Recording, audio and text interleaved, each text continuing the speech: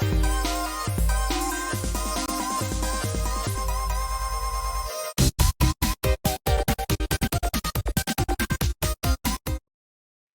everybody, and welcome to our early comics review video. I'm Andy. I'm Matt. We're here with Infinity Flux Comics out of Chattanooga, Tennessee, and this is our big show where we show you some of the biggest and best books that are releasing this Wednesday to your local comic book store, but more importantly, to our comic book store Yeah. and infinityflux.net. We're a little biased. So you can head on over there right now to infinityflux.net. Go ahead and order these books. They're up there. They're live right now. So when Wednesday rolls around, you don't have to worry about them selling out or anything crazy like that. You're already set and good to go. Mm-hmm. And this is I said on our other show, a big week in caliber of comics, but maybe not so much in number of titles, yeah. which may actually make it better for Yeah. you. You can try out more stuff and you can get all the big ones because we are going to start off with a very big book. Yeah, we are going to start with the new Amazing Spider-Man #1. This is the start of a brand new run, a brand new series of Amazing Spider-Man. This one written by Joe Kelly. The art is by Pepe Larraz and John Romita Jr. And the first couple pages of this book show Peter interviewing for a job at several different places. But in between each one of those panels is a smaller panel of Spider-Man doing something, fighting a villain or saving a civilian or something like that, to kind of illustrate how being Spider-Man interferes with his job duties. There's one where he comes in with a big bruise on his face, and the interviewer says, "How'd you get that bruise on your face?" And it shows Spider-Man getting hit in the face. It's really well done. He does eventually land a job, I'll tell you that much. And it's at that job where we meet a new character that we've never seen or heard of before. His name is Brian Naring, but apparently he is an old friend of Peter's from back when Peter was young, like before high school. So new character for us, but that goes way back into Peter's past. We do know in the solicitation for #2 that that new friend does play some kind of part in the story. So we'll have to. He's not in it that much, so we'll have to wait and see what that is. But he's feeling good. He's got a job. He's things with Aunt May are good. Things with Shay are really good. But it's not too long before he finds himself in a big fight in the middle of the street with Rhino. And those are the pages that have been previewed online. Yeah. They are gorgeous. It is a really, really awesome action scene that lasts like 4 or 5 pages. Big action, big double page splash. I think just to kick the whole thing off, Pepe Larraz on art is phenomenal. During this fight, Spider-Man realizes that something is off with Rhino. He's a little bit stronger. He's a little bit more brutal, a little bit more savage. Less chatty. Yeah, less chatty. Rhino's always been kind of a big galoot. Yeah. Who just like headbutts into walls and stuff. But this time, Rhino is like a little bit more aggressive than he normally has been, which is a little bit weird. So obviously he's able to stop the Rhino, but later he hears that people in East Harlem have been acting a little bit more aggressive. They haven't been acting like themselves. And he's like, well, wait a minute. Rhino lives in East Harlem. That's weird. I wonder if there's something going on there. So he does break into Rhino's apartment to try to investigate. And that's where I'll leave you. That's where you'll have to read the rest to see what happens, what's going on there. There is a backup story written by Joe Kelly again, and the artist by John Romita Jr. that's all about Norman Osborn at a press conference where he's planning to try as hard as he can to make amends for all the bad things that he did as Green Goblin. Like that's his new mission. I am going to, rectify everything that I've done. And then there's also a couple pages at the very end of the book, like after where the letters pages. So don't, be sure you flip pages all the way to the end. I won't tell you too much about it, but I will say that it is the first appearance of a new villain named Hellgate, and you'll see him on a cover in a second. So be sure to check those out all the way at the end of the book. So more stuff there's more stuff that happened in this book that we're not telling you. We don't want to spoil anything, but I will say, this has had a big question mark over it, right? Yeah. Because the last run of Amazing Spider-Man wasn't super great, and I think that's pretty universally, thought of that way. So it's like, well, what is this new run gonna be like? They're off to a good start. I really enjoyed this. I really liked what I read in this. Of course, the artwork was beautiful, but I like this mystery of what is going on with Rhino and apparently everybody else. There's a couple other characters in here that we're not telling you about that I can't wait to see them do some more stuff. I just think that they're off to a good start. Time will tell how the story arc and how the overall series is going to be. but you have to judge it one issue at a time. And based on this first issue, so far so good. Yeah, Yeah, thumbs up. Good job. recommend. Yeah. I will say that if you, because I've heard of a few people who kind of got tired of the previous run and aren't interested in checking this one out. But if you're one of those, I do want to read Amazing Spider-Man, but the last run wasn't super great. Try this out. Give Yeah. it a shot and see what you think. I think it's much better than probably any of the previous 70 issues. Cool story they're setting up. Great action. Great artwork. Yeah, I mean, I don't know.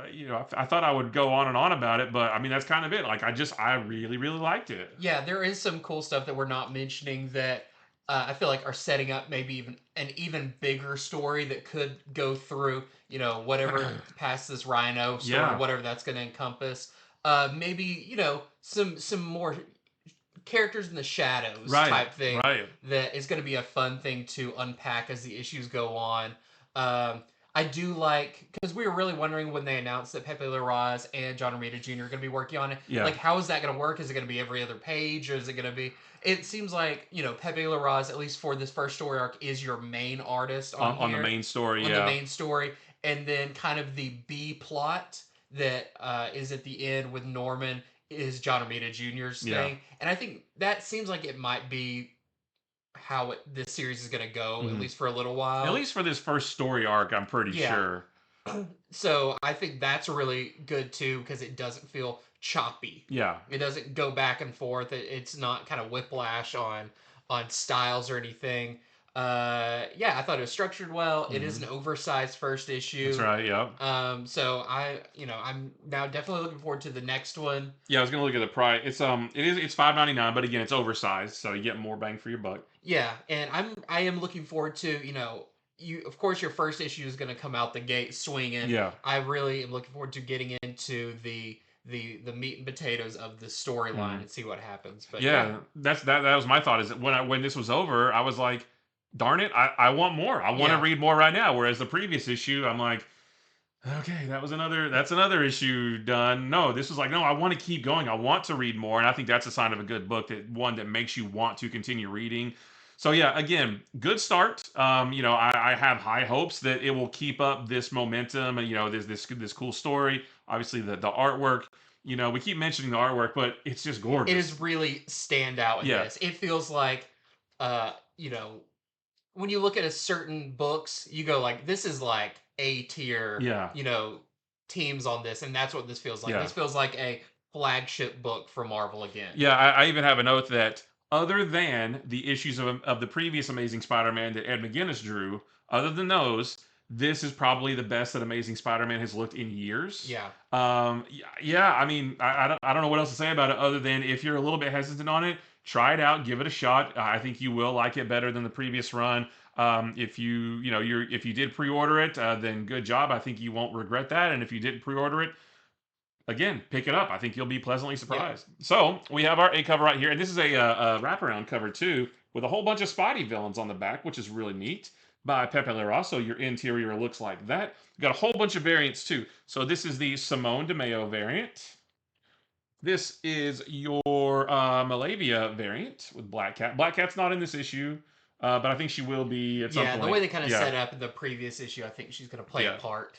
The Ryan Stegman with Spider-Man and the Rhino. I love that one. Ryan Stegman was born to draw Yeah. Spider-Man. We have the blank sketch variant. We have this really cool Chiarello variant, and if you can tell, the webs are foil. Yeah, it looks really, really cool. Yeah, everything else is like just regular pencil and ink or whatever. But yeah, the webs are foil. You can't quite tell, but yeah, this looks really, really good. And I like that it kind of looks like Ditko. Yeah, I it is mean, very very Ditko. nice. We have this Lee Bermejo variant with Spider-Man with his wrinkles in his suit, which are always fun. This is the Greg Land variant. Okay, so here is your John Romita Jr. variant, and that is the new villain Hellgate that is introduced in the very last couple pages of all the way in the Your back of the book. post Yeah, credits. post credits. So definitely don't miss out on those pages because you will see the first appearance of this guy right here. What role is he going to play in this story? I have no Yeah, idea. really does not even allude Yeah, to no clue. how he's going to interact with Spider-Man. Yeah. I love this one. This is the 1 in 25 David Nakayama variant that we're selling for It's David 9.99. Marquez. Oh, yeah, my bad. David Marquez. That we're selling for 9.99. Plenty of David Yeah, Nakayama in right. this. This is the 1 in 50 Gil Kane variant that we're selling for 19.99. It's one of the like hidden gem Yep. variants. This is the Virgin version of the Black Cat cover. This is a 1 in 50 that we're selling for 24.99. And here is the 1 in 100 Greg Land Virgin variant that we are selling for 39.99. Probably about as cheap as you'll find a A 1 in 100, yeah. 100. But honestly and truly, like they're off to a good start. Yeah. We weren't super huge fans of the previous run either, but this one, so far so good. Well, I've got a big one. This is kind of the 1-2 punch. We got a big Spider-Man number Yep. 1 and Absolute Batman number 7. This is an issue I've been long anticipating since we knew we were getting this story. So this is much like I think almost all the Absolute books have had so far. Kind of a couple interlude issues Yeah. that are between the big story arcs, and that is true for this one. As Marcos Martin joins on art guest art for these 2 issues for the Mr. Freeze story. But of course, this is Absolute Batman, so not everything is quite as you would imagine. Um, in this, Bruce's friends, his what in the normal universe would be the villains, but in this, the friends he grew up with, have all gathered together to mourn the passing of one of their friends. I'm not going to say who it is or anything because that is a big surprise in Yeah. this that is very, very interesting. But they do discuss who is the last person to see this person while they were alive, and turns out it was Bruce Wayne who saw them. And recently, as a matter of fact, as Bruce has been increasingly curious about this Arc M project, this island off of Gotham. I'm curious too. Yeah, Yeah. that they've been building up. Of course, we see the similarities with Arkham, but this Arc M project, there's a lot of really interesting mysteries that are kind of not revealed in here, but more about like what do people know about this project Yeah. going on and all of that. So he is very inquisitive about that, and he wants to find a way in to the facility. He wants to be on one of the construction Yeah. teams because he thinks maybe he'll learn that way. And this friend of him and of his other friends might be his way in, but I won't go into what happens. But I did say at the beginning they are mourning the loss of that friend. So what role did they play in this, and what does Bruce know about all of it? The other interesting thing is this Arc M project has a lot of doctors associated with it and everything, but only one of the doctors is local to Gotham, and that is Victor Freeze. Of course, as we know as Mr. Freeze. But he does run a company called V Corps, and Bruce wants to investigate. Maybe you can get a little insider knowledge about what's going on with Arc M from there, and he is going to very coolly make his way in there, not smashing down walls as Batman, but another way that I thought was really clever. This Batman is very knowledgeable about kind of reconnaissance and just like how to talk to people and everything, which I really like. But what he finds there, I won't get into, but it definitely throws a spin on the traditional Mr. Freeze story Yes. that I'm really looking forward to what's going to happen in the next issue. But this was a really, really cool issue. I was expecting the Mr. Freeze stuff, but I think the stuff in the beginning Yeah.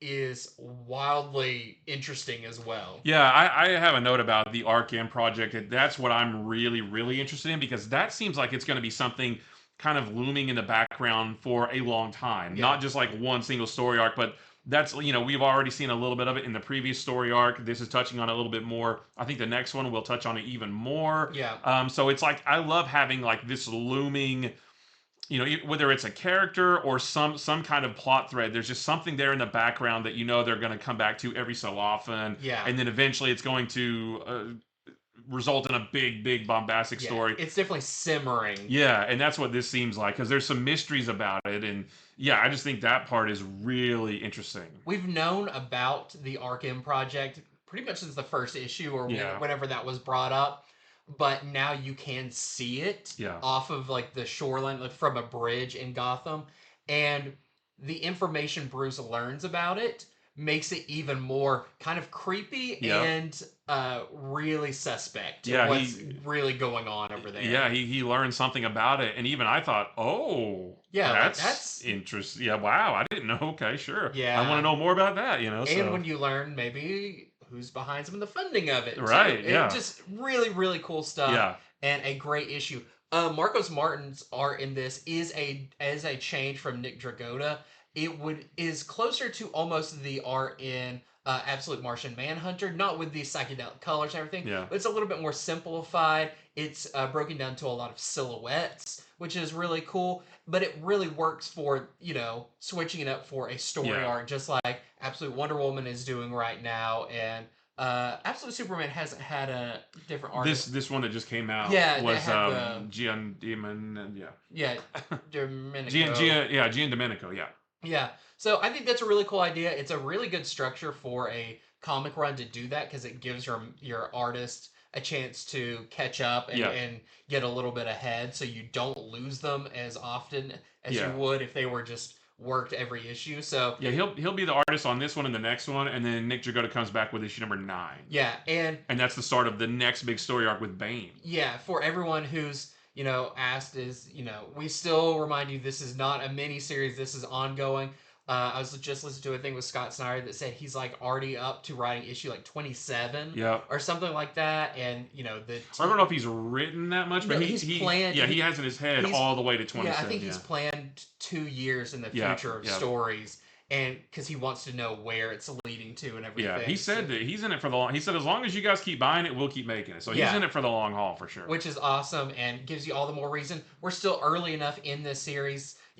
Volume ones haven't come out yet, but Right. you can still get in on the ground floor of Absolute Batman. I mean, there's even I want to say 6th printing of number 1 coming out in a couple weeks, and also a 4th printing of number 2. So they're Yeah. still reprinting these because I actually had a comment on one of my videos the other day saying that I got in on the middle of it, but I didn't get the first issues and I can't find them. And like, well, you're in luck Yeah. because you'll be able to in a couple weeks. So Yeah, so fantastic issue of Absolute Batman. Once again, I love the questions it raises Yep. and the kind of mysteries it sets up going forward. because I don't think there was even all that much Batman in this. No, there is There's a little bit in the 2 or 3 middle. pages Yeah. of and some really cool like big scenes of Yeah. him. But I didn't even really notice because Yeah. I was so just wrapped up in the story with the new character we meet. There's a couple of gruesome panels of something. What we learn about Arkham and like everything. I was just sucked in that I didn't even really care that there's not much Batman. Yeah, it's kind of your best Batman stories where Batman is cool, but the world he exists Yeah. in and his Yeah. supporting characters are just as cool. So you've got your A cover right there. We also have this Sienkiewicz cover. Everybody wants to draw him with the The axe, big hat, which he's pulled only up. used once, I think, or Yeah. maybe twice. But he made an impact with it. Yeah. We also have a Miko Suyin variant with black mask. We have a 1 in 25 Amy Reeder cover we're selling for $19.99. And we have a 1 in 50 Charlie Adler variant we're selling for $44.99. Well, we're starting off with a 1-2 punch, but actually there is a triple threat of books this week. There's a because kick in the butt Yeah. from the shadows. It's very violent this week. But we also have the Ultimates number 11. This from Dennis Camp and Juan Ferguera, your ongoing team here. Now this issue is a bit of a one and done. That's all about Thor and Sif traveling through the 9 realms to see what Loki's done to the realms ever since the Maker made him ruler over the 9 realms. And the cool thing about this book that you notice right off the bat is that there are no panels. Every single page is a full page splash. And there's also almost no word balloons. Not that it's no dialogue. It's not like the G.I. Joe books, but It's that the story is almost being narrated to us in a Yeah. bunch of different little like caption boxes, almost very Shakespearean in a way. Yeah, or like how Beowulf, like Yeah, this, like not all of it rhymes, but there's a lot of it that does it rhyme. has a very like sing-songy flow Yeah, to it right, while right. you read it, which makes you almost try and catch the flow of it. You Yeah. you try to read it in the Yeah, I correct. kept doing that too. I was like, wait a minute, that rhyme that doesn't match, you know. Yeah, So it's not all rhyming, but there is quite a bit that is. It's very like poetic in a yeah, way. And yeah, so it's just about Thor and Sif, you know, looking at the destruction that Loki has done, trying to rally people from across the Nine Realms to their cause, trying to build an army to take down Loki, that kind of thing. So it's kind of hard to describe because it's so non-traditional. It's such a yeah. non-traditional way to read a book. You know, honestly, it wasn't quite my preferred. It's not quite my preference for how to read a book like this.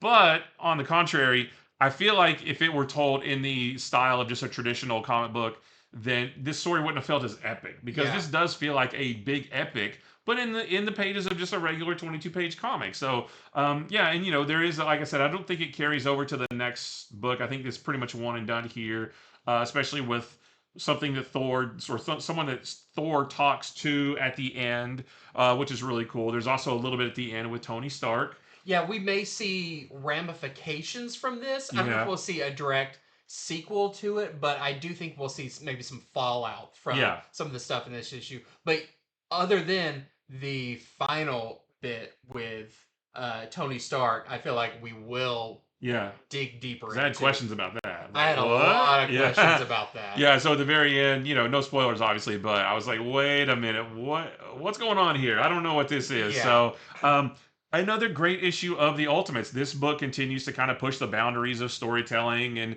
and what comic books can be and that kind of thing. I feel like after Denise Camp's Absolute Martian Manhunter, I understand his creative stylings going back to this, being Yeah. like, oh, you are a really creative writer Yeah. and look for unique ways to tell a story. Yeah. And I really appreciate that too. Now, Yeah.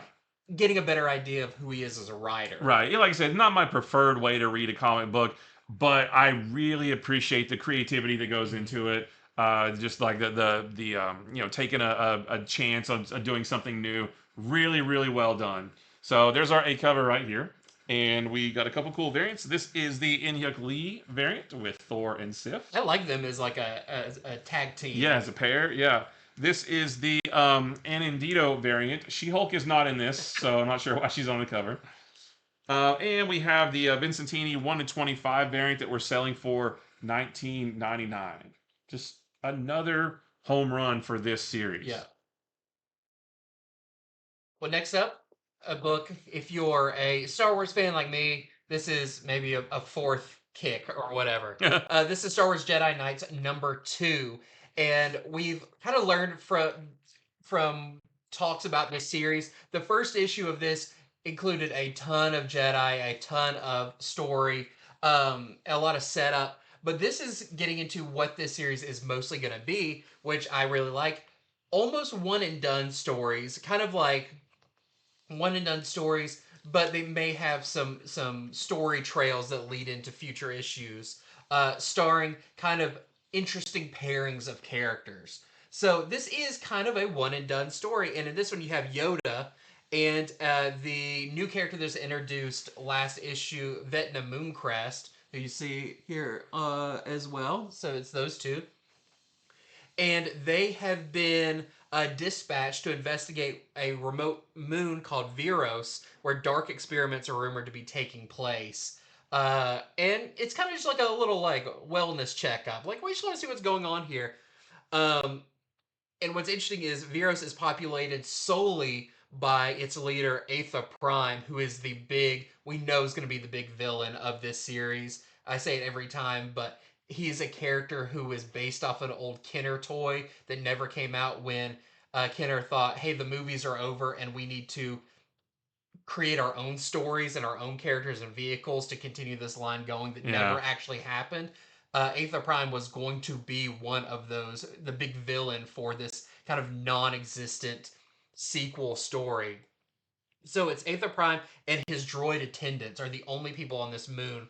It's not like our moon. This moon is kind of lush and has fields and everything. And upon So that is a moon. it Yeah, is a moon. yeah. Yeah, no, That's no this moon. No, it really is no, a this moon. is Yeah. a Okay, moon. gotcha. And it's really cool. So upon arriving, everything seems fine. Like Yoda gets a tour, and not by Aether Prime, but by the droids who are basically like, yeah, we're just like harvesting crops Eh, and doing good stuff. And Yoda's like, yep, everything seems in order. But of course, Vecna Mooncrest is like, I feel like there's something weird going on here. And Yoda's like, yeah, we should try the back door. mhm. We should go around to the side and see what's going on. And without giving away, they do discover definitely some darker shenanigans going on here. And we do have a face off between Yoda and Aether Prime, which is really, really cool. We learn maybe a little bit more about who Aether Prime is or something. Uh, and yeah, it does wrap up the story, but this character is not done for. We're gonna see him pop up again, which is really cool. So this is his first appearance. He was on the cover, I think, of number 1 or something, but this is actually kind of his first debut. Uh, Also, we do get a follow up to the Obi-Wan and Qui-Gon Jinn story from the first issue about Obi-Wan had some visions about possible futures that could happen, and that ninja that tried to attack Qui-Gon Jinn in the first issue, that is also addressed as well. But yeah, I love this idea for a Star Wars series that is kind of a Star Wars Brave and the Bold. You Yeah. know, put two characters Mhm. together who maybe don't traditionally go together, or don't always have a lot of screen time, and put them out on a mission. We know we're going to get some really cool ones coming up in the future. Not even all Jedi, but like Jango Fett's going to show up in this series, and a lot of really cool stuff. So don't miss out on this. It's only issue number 2, and I think this is going to be a really, really good series going forward by Mark Guggenheim. So there is your A cover. We also have a Dan Jurgens variant. So if you wonder what it would look like if, Yoda was there at Death of Superman, it probably look like that. We also have this Phil Noto cover, and this is actually one of your Star Wars sneak preview covers. So we know we're getting the new Star Wars series that is coming out, and they do covers on other books of stuff that you'll see in the other ones. So that is Luke and a mysterious new character. We also have a Turin Clark lightsaber variant with Yoda. I think we had Ayla Sakura on the first issue, and so Yoda on this one.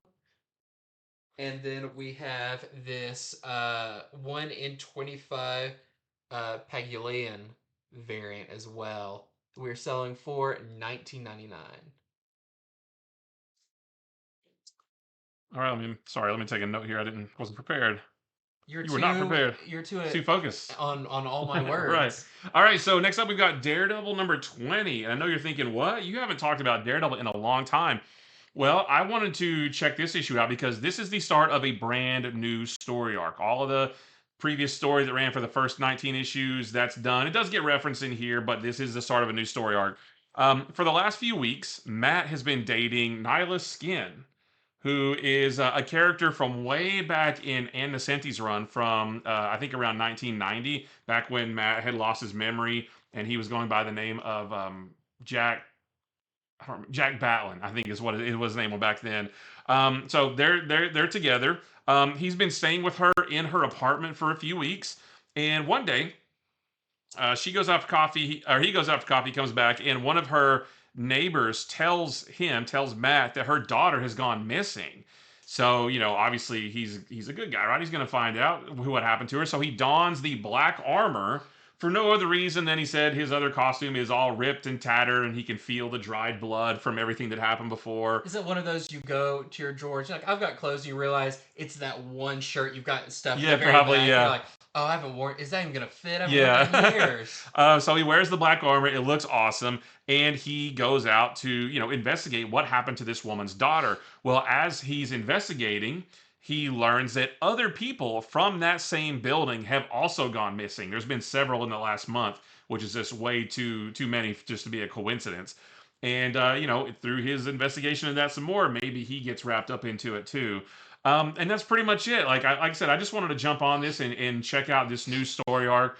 This is a lot more kind of grounded, street level kind of story than the first 19 issues where Daredevil was battling people who were possessed by demons and he had to exorcise those demons, and it was all about, heaven and hell and all this kind of stuff. This is just like, hey, people are missing and I'm gonna go find them. And I will say that the artist on this, his name is Jose Luis Suarez.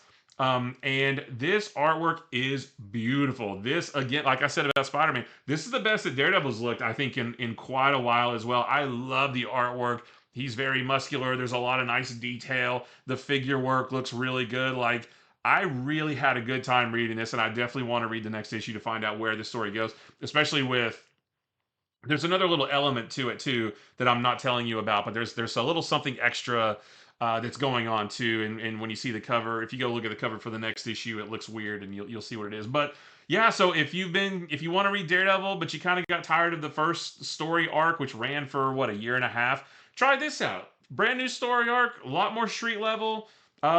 Great artwork. There's some good action in it too. Like, two thumbs up. I really had a good time with this one. So this is our A cover right here, and we have one of the Gia Russo connecting covers. I guess we're in the D's on this one. Dazzler, Doom, Daredevil. Yeah, Doctor Octopus, Diablo.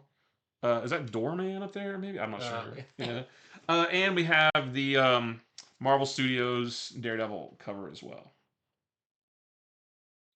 Well, next up, I've got Aquaman number 4. This is great. This is one of the best issues so far because I don't say we get a lot of answers, but we do.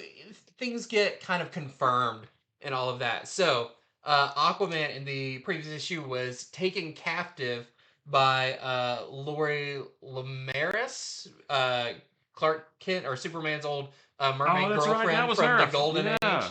Um, has Aquaman's been taken captive for the new villain of this story, Dagon. Uh, there's been some crazy stuff going on with the blue and all of that, but since Arthur is bound up in chains in this boat that is going along this kind of celestial water stream to this big moon-sized planet thing made of water, he does get kind of some answers about Dagon and his control over the blue and how his kingdom is set up and everything like that. So, if you're a little lost, so is Aquaman. He's kind of trying to figure it all out as well. Because, for a character that's been around so long to introduce this idea of the blue, this water that ties everything together, like, he's like, that's kind of my territory. I didn't know about this. But, of course, Aquaman does not want to stay captive for long. And using his newfound powers, does something really cool, but when he finds himself in the water, I guess it's the blue slipstream that's going, this is not the water he's used to, and things are very weird here. And yeah, it's really, really cool. Aquaman does get his new weapon in this, which is awesome. It's awesome. And I hope he keeps it for a long time. Same. Because it's just one of those, like, yeah, fits. I want him to keep this weapon, and I want him to keep these powers for pretty much forever. Like, this is great. Yeah, that's all really cool. Yeah, just when you see kind of, for one, like, we get the idea of, like, where he's going. Some questions we had about the previous issue of, like, is that the blue or is that whatever? That kind of gets explained a little bit more.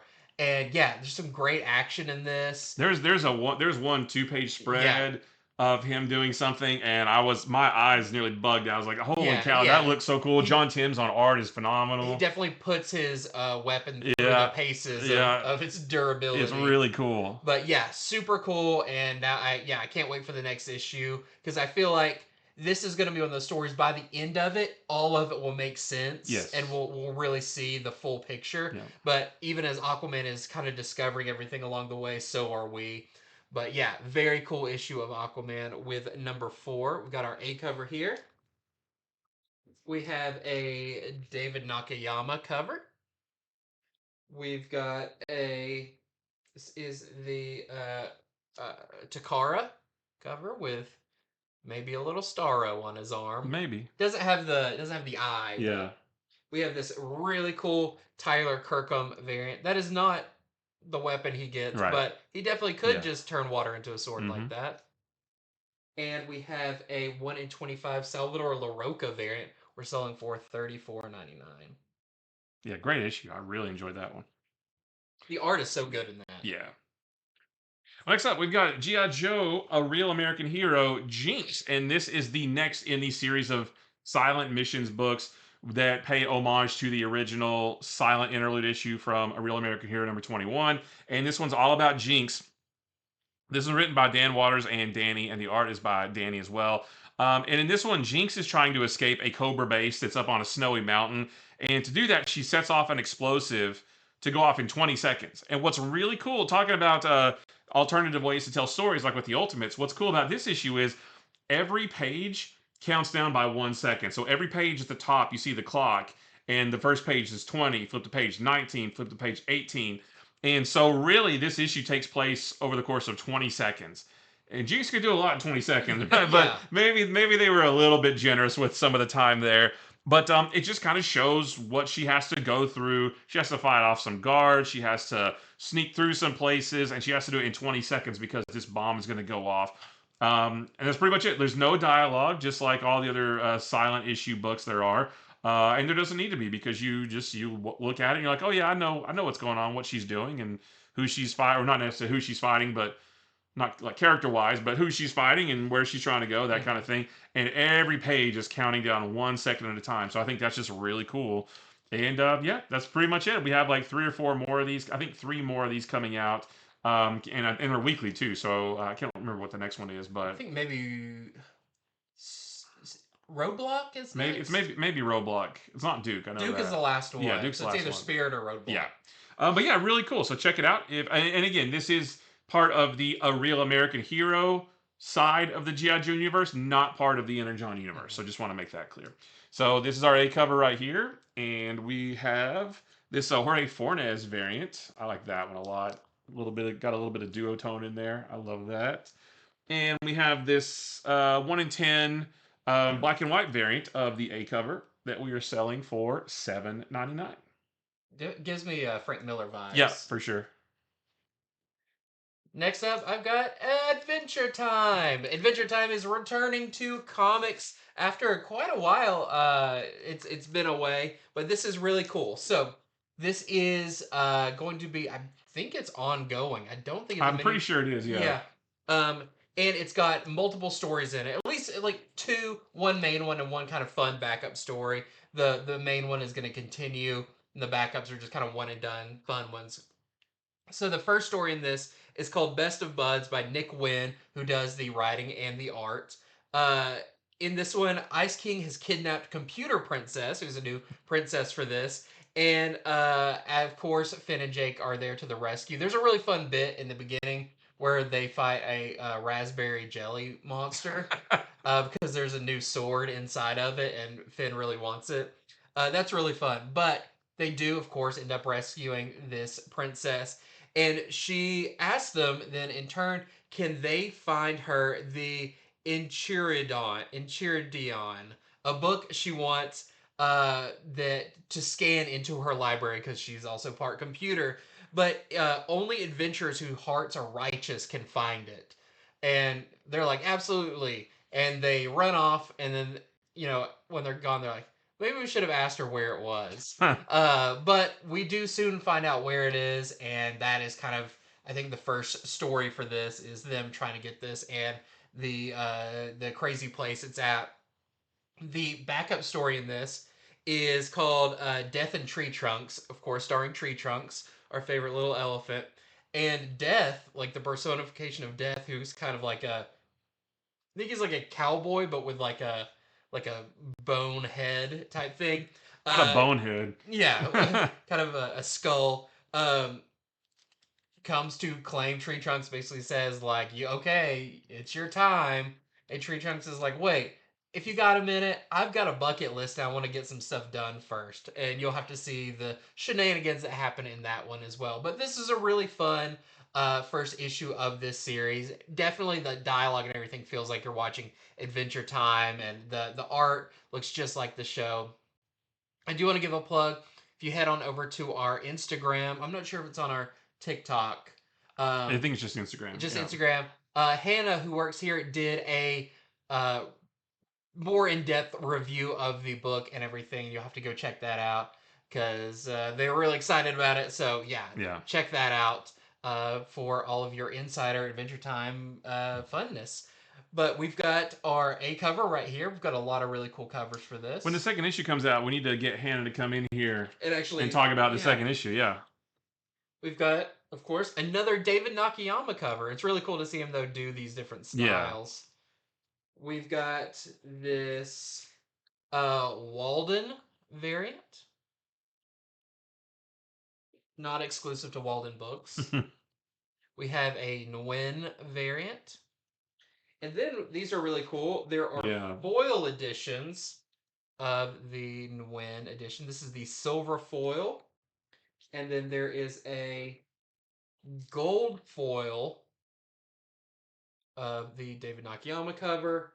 And then lastly, we have a 1 in 10 Shelley variant we're selling for $7.99.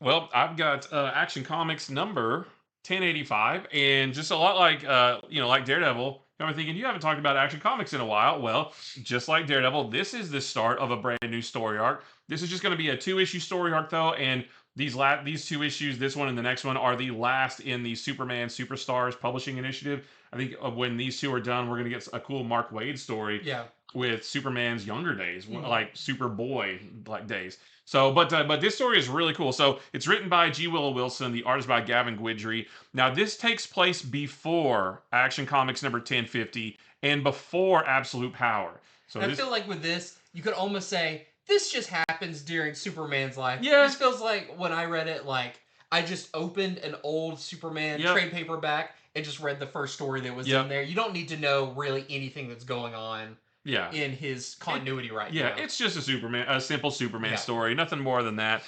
So in this one, Lois is scheduled to fly to northern Greenland to interview some scientists about their work they're doing there to stop the polar ice caps from melting. But Perry needs her to stay in Metropolis to do a story about the city officials and their response to the heat wave that's going on in the city right now. So they send Clark to Greenland instead to interview those scientists. But it's not long before he gets there. Before the 3 of them, it's him and 2 other scientists that are up there. Um, Not long after he gets there, they are attacked by these like cybernetic polar bears, which just sounds ridiculous but really fun. But they're under the control of somebody else who wants to disrupt the work that these scientists are doing. And Superman shows up to stop the bears anyway, and he looks a little different, and I'll leave that to your imagination, but I can't wait for you to see how he Yeah, looks it's because very it's cool. awesome. Like, I turned the page and I was like, whoa, I wasn't expecting that, but it's really doesn't really I don't really know why he looks like that, but it looks cool, and I'm Yeah. glad that he does. And I just like this because it's just a really fun, simple, kind of classic feeling book. There's not a whole lot of world shattering events or anything. It's just a fun, localized Superman story that anybody could just pick up and read, like you said, without knowing anything else. Presumably, the next issue will be that way too, and it's just a fun Superman story. And sometimes those are like the best ones. It's just like, Yeah. yeah, just pick it up and read it, and you're good to go. The Clark Kent stuff's really funny Yeah, because they want Lois Lane yeah, to be interviewing them, and when Clark shows up, that he's basically like you don't know who I am. yeah. Like and I don't know. I like that kind of like Clark Kent is just like the backup guy Right. to come in and do the interviews and stuff. Yeah, The the whole way Gavin Guidry draws him too, he's very different from Superman. Mhm. He's kind of slouching and pushing up his glasses and all that kind of stuff. Like it's a great Yeah. Superman story. So this is our A cover right here, and we got a couple variants. This is the Coley Hamner. I should have known that one. And then this is the David Parator variant with Superman with a big old cape. And then this is the 1 in 25 Danny Earls that we're selling for 19.99. I love the idea of like the Daily Planet being like the center point of the city Yeah. with the sun glowing off of it. I love that. Next up, I have a new book from Dark Horse and Mark Miller. This is Vatican City. I believe this is just a mini series by Mark Miller, and art is by Per Berg. And this is interesting. So this is a vampire tale, and in basically one night, like it kind of says, like, and by 7 o'clock, this city had fallen, and by 8 o'clock, this has happened. In one night, vampires have taken over what at least America. We don't Hmm. know how far, but we soon learn. But it does sound like, at least for right there, they've taken over America. And the news hadn't gone out. Apparently, they found a way to kind of black out Okay. news media going out and everything. But we do kind of catch up in Vatican City, as some of the people who work there are just going about their normal day and everything, until all of a sudden people start rushing into the city, and very soon they find out that they are surrounded. They don't know at first that this is vampires, but of course they learn pretty quickly at night what is going on. But of course, Vatican City being holy ground, the vampires can't come onto it. So it's kind of become this refuge. And it's not when will the vampires get in, but it's how long can the people in the city Yeah. survive in this city that's, a city, but it doesn't have a grocery store and doesn't have that kind of stuff. And so it seems like some of this is going to be a little bit of that, like in a zombie movie where everybody's holed up in the mall. Like, how long can you do that? And the vampires are trying to grab people from as far as they can go, and but the vampires are kind of those evil talking vampires that are really antagonizing the people inside. They're just the vampires are just trolls, you Yeah, know. basically. But it's all really cool. But there is a mystery of the vampires seem very keen on getting into Vatican City because there's something there that they need. And I won't give it away or anything, but when you're like, oh, but they'll never get in. But they do have, vampires have their like cronies basically that Yeah. work for them that are They can, human. what's it called? Like where they glamour people? Yeah. So there is some of that going on, or just basically like, hey, if you help us, then we won't hurt your family type thing, and become their servants. And so there is the potential of people getting in, even that aren't vampires but are working for the vampires. The art is very light. It's very scratchy. It's very kind of like first draft Mm. sketches. So you're not gonna get like, even the violence in this is kind of up into interpretation Yeah. about what you're seeing. Bit more A little stylized. bit more Yeah. stylized, but I thought it was a cool first issue with a cool setup plot. So yep, that is your A cover, and that is the only cover I have for it. All right. Well, I've got Fire and Ice When Hell Freezes Over, #1. Couldn't remember the subtitle there. This is from Joanne Starer, and the art is by Stephen Byrne. And this one is all about fire and ice dealing with having each other's powers, which was a result of absolute power. Their powers got switched. You can see it on the cover there. And also, this is kind of a bit of a follow up to the previous Fire and Ice miniseries, which if you didn't read that, you can still read this, but you might be confused as like who some of the characters are. Yeah. That was the series where they went to live in Smallville at Superman's request, kind of It's basically, strong suggestion, yeah, you like know? you are a little too like loose cannon. Yeah, You need to go like Smallville and yeah. chill out a little bit. So even though they're now members of the Justice League, as is every hero in the DC universe, they do go back to Smallville for, to kind of like drop back and punt a little bit. And again, they're dealing with having each other's powers, which just doesn't go well. What's interesting is Ice doesn't like having Fire's powers because she views them as destructive, where her own regular Ice powers are more supportive. I thought that was a cool Mhm. little take on that. And what's interesting is that they're looking for a way to fix this, and really they should just go talk to the Atoms, right? That's what they're working on in the other book. But as in order to try to solve this, Fire finds a monkey paw in Zatanna's hat. So she wishes on that monkey paw, to fix her and Ice's powers. But we all know what happens when you wish something on a monkey's paw. It gives you what you want, but it also takes something. Or there's also like you get what you want, but there's also, adverse consequences.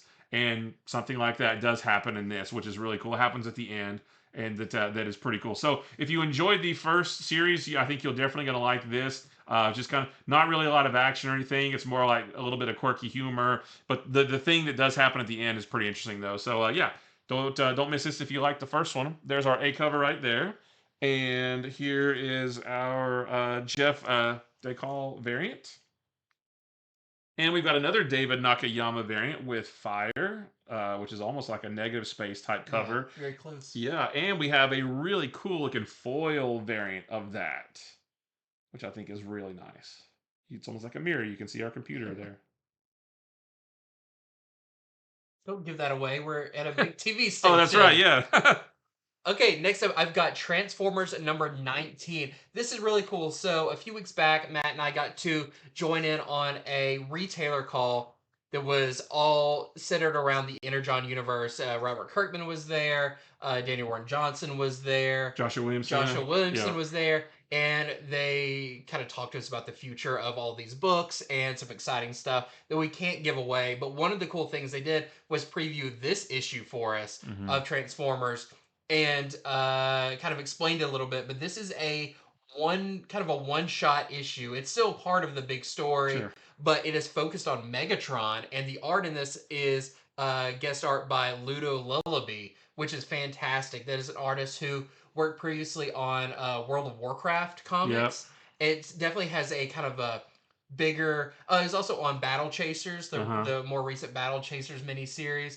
Definitely like a bigger manga style, video game style, which is really cool. It looks awesome. I love this artwork. Yeah, they need to give him a just maybe a Megatron series or something. Right.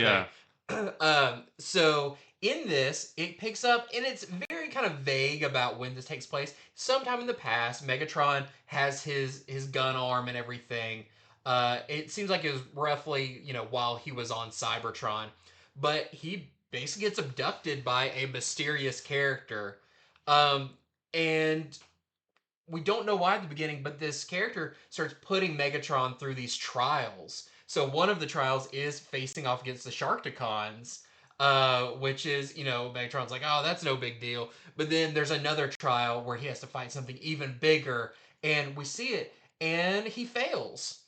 But then, it starts all over, and he has to go through the Sharkticons again. He has to go through this next thing. Turns out this is definitely a trial of keep doing it till you can get better and better. And even though sometimes he gets pretty much destroyed, he keeps coming back and keeps going through this. It's very Groundhog Day. Yeah. Yeah, because at first he's kind of all like, oh, this is no big deal. But he gets to a point where he's like, that was hard. And then eventually he starts kind of being like, this is, how long is this going to go on?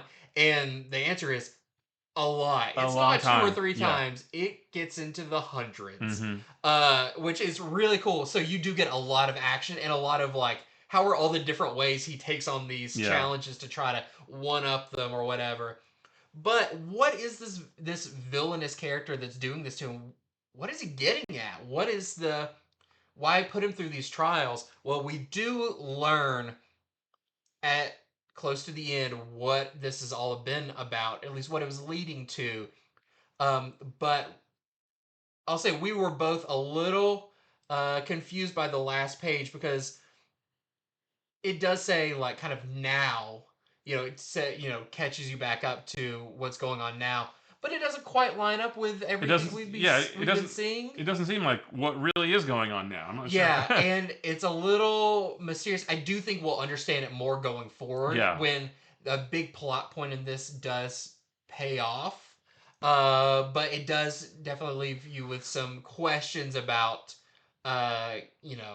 Megatron and what's going on. Yeah. But a fantastic issue, probably one of my favorite issues in a while. Yeah, it's all Megatron. There's no other Transformers except for maybe one little section, but this is a Megatron story. And it's almost just Megatron versus stuff.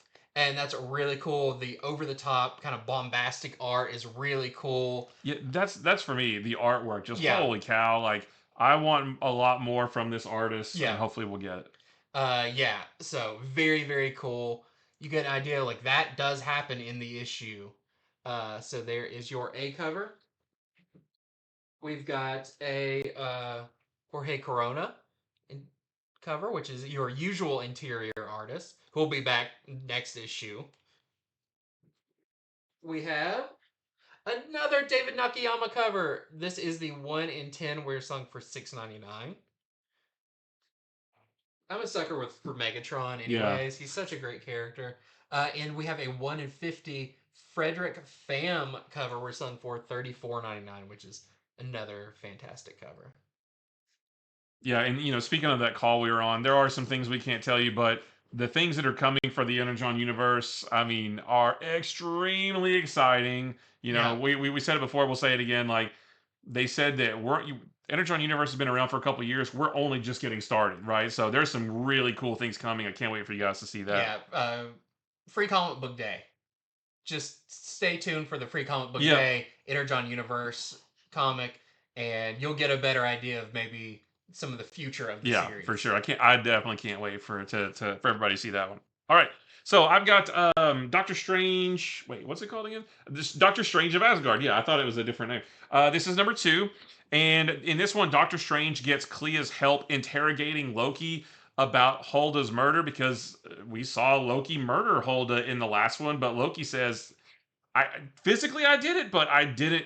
I was being controlled or whatever. So Doctor Strange gets Clea's help to interrogate Loki. But when it's all done, when the interrogation is over, Strange does believe that it wasn't Loki's intention to kill Hulda. So Strange has to hide Hulda's body while he searches Asgard for a guide who can help him get the lay of the land and obtain the items he needs to cast the spell of Akranon, which will help him figure out what really happened. So while he's doing all that, Strange also needs to get a job because he needs money. He needs Asgardian money. So he gets a job as a doctor's assistant, an Asgardian doctor. And it's a really funny sequence of him seeing all these different patients who are all Asgardians. A lot of axe wounds the Makes Asgardians sense. have. So that was a really cool sequence. And there's also a really cool bit at the end that furthers the mystery even more. So it's like it's a murder mystery. We saw who killed the person, but it's still a mystery because what the heck? Yeah. There's more to it. So yeah, really cool. This is our A cover right here, and we have another of the Giarusso variants. We're in the I don't know why. Electra. Why is Doctor Strange with Nick Fury? I guess we're in the E's, but I don't know why Nick. Oh, Fury. Oh, they're going by Uh, last name. Yeah, Fury and Doctor Strange, Elektra. Yeah, Frankenstein. Frankenstein. Yep, Also, Dragon Man. you're right. And we have this 1 in 25 variant from it just says Dan. Panosian. Dan Panosian. Yeah, we're selling for $34.99 with Clea. She is in this book a little bit. And I've got one more real quick. This is Green Lantern Corps number 3.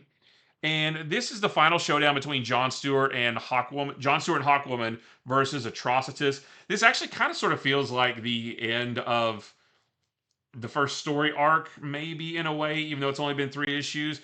But the cool thing about this issue is that we learn what the giant object is that's in the center of the planet Thanagar. And it seems like it's a pretty big deal. And this would be, based on what it is, this would be the perfect opportunity for a new Hawkman or a Hawk World book. So DC, you can have that idea for free if you just make that happen. But yeah, kind of wrapping up the story. I mean, there's still the story of the fractured lanterns and all that kind of stuff. But the story they've been telling these last couple issues wraps up in here. So just want to let you know that this is out as well. We have our A cover right here, and we've got some cool variants for this one.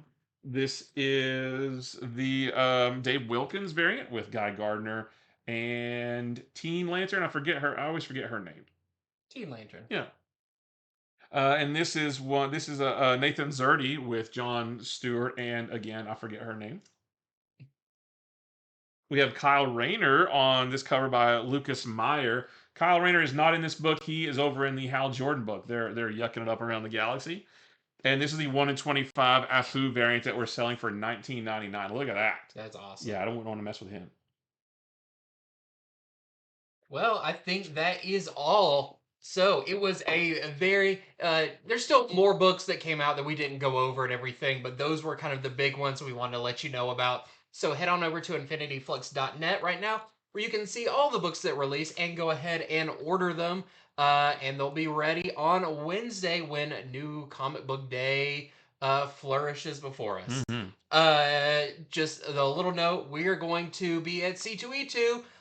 We are heading out and we'll be there this weekend. Yeah. So that means our schedule for videos is going to be a little weird for the next few videos. But Wednesday we'll still have a video Yeah. and we'll figure all of the other videos out going forward. But stay tuned for some cool stuff from there. Yeah, we do know that we will not have another one of these videos next Monday. Yeah. Maybe we'll be able to do one on Tuesday, but there's some good books coming out next week too. Don't know if we'll have a chance to read them. So a little bit wonky for the next week or so. Yeah, but stay tuned for a lot of cool stuff. We're going to try to have some stuff from C2E2 Yeah. on our social media or on YouTube or wherever we can find to plug it in. And I'm sure we'll have some cool stuff to talk about when we get back. But yeah, all of that being said, thanks for watching. And until next time, see ya.